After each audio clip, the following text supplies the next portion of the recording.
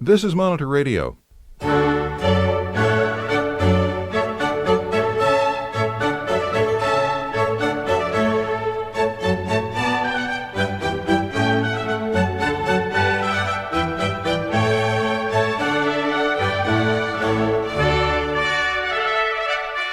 In summertime, a person's fancy turns to water. People do drink it. More of them play in it and swim in it, all in an effort to escape the heat. And water, deservedly, is celebrated. In the summer of 1717, King George I of England decided to have a water party on the Thames River. He commissioned a piece of music from George Frederick Handel, which is now known as water music.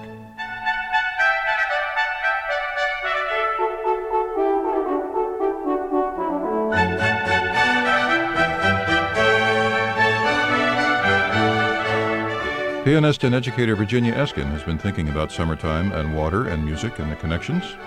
What do you think about that? I love it, and I love it that summer's here. And I try to cool off in music. It's impressionism in music. And there are some crucial points that you should listen for, the same way painters used white, to make the volume in painting, and they took out the definition in the art.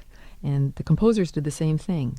All of a sudden, you daub the sound, and when it comes to playing the piano or the orchestral, you layer, and you use the pedal, to get that similar white sort of, or pink or purple quality.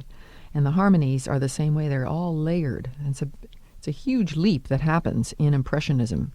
And the connections between art and music are myriad and wonderful and seem to play themselves out best in water.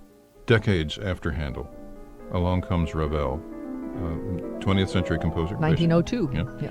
And decides to take his pass at the connection between water and the mind. Exactly. And Jadot, which literally means games in water, has the pulsating rhythm there because water always makes a pattern, even if it melts. That's why we love bubbles, and that's why we love fireworks. What did Ravel bring to this? An incredible technique and an ability to blur the image at the same time in harmony, keeping it very tight. Two things are happening at once, dryness and wetness.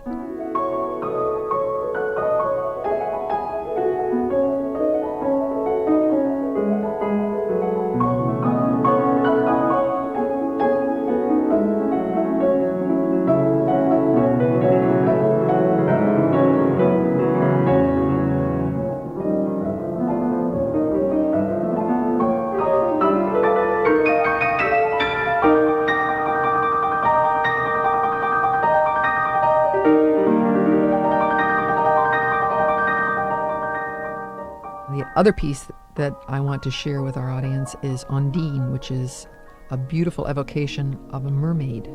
And it's based on a poem by Aloysius Bertrand about a sailor who sees a mermaid on a rock, and he begs her to marry him. And she laughs. She says, "I can't do that. I'm not immortal." And he doesn't get it.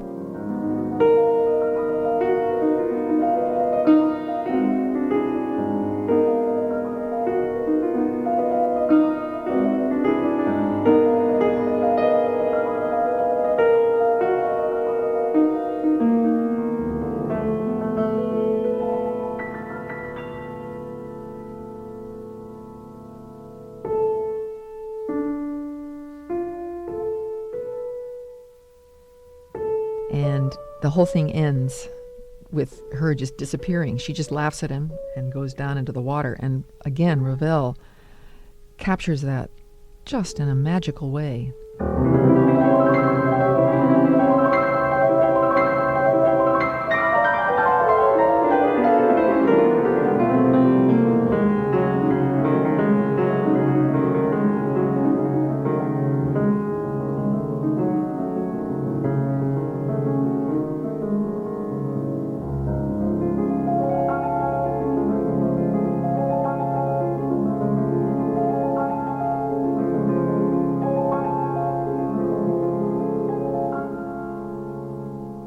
I think that the painters in Impressionism found new ways to also use turpentine.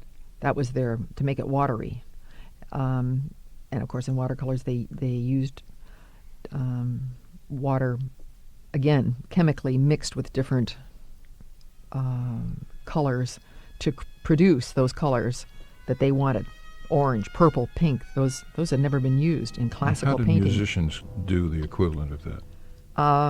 By using different harmonies, atonality, putting ninths together, sevenths.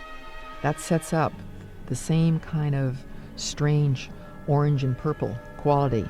And it's provocative, and the listener you want a resolution. And that also creates that nice liquid synergy that all of this music of Debussy particularly has.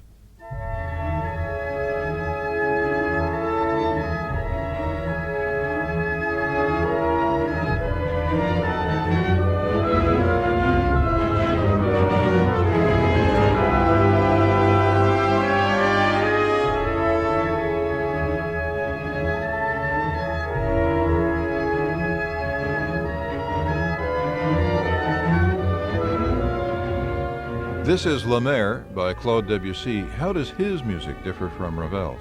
His music is more restless than Ravel. Ravel seems to have prettified. So Ravel is working with lakes and ponds, and Debussy is working with the ocean. Good point.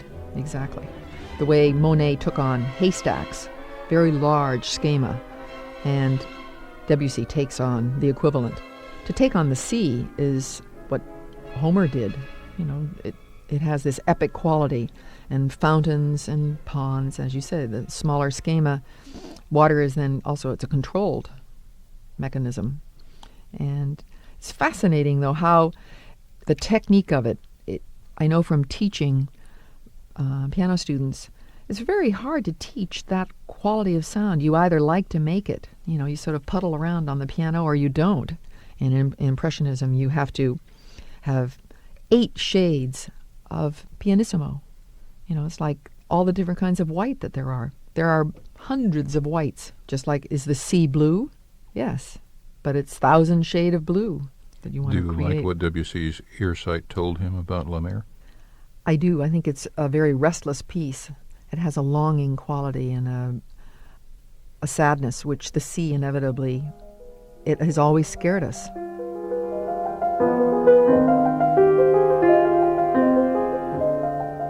When you go to the beach in the summertime, whose music do you hear? I listen to nature. I just listen to the sea rolling on itself. You don't feel compelled to compose your own water music? Or do you? No, it's so beautiful. Birds, herons, maybe pick up a seashell, listen to what you think is the sea.